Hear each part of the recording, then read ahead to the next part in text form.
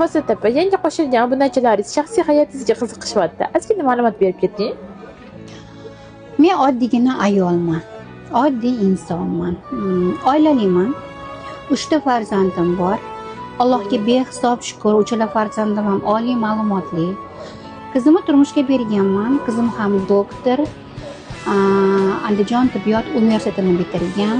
2 ta farzandi bor. Nabiralarim, shiringina nabiralarim buvajonisiman.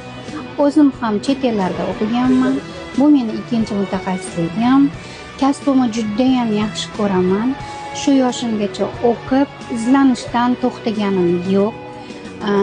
O'qiganlarda, hayotda harakat qilganlarda o'z oyog'ini ustida turib harakat qilgan insonlarni juda ham qattiq hurmat qilaman. Bilasizmi, Shahoqiz, kasbim, oilam, farzandlarim meni bir dunyoyim.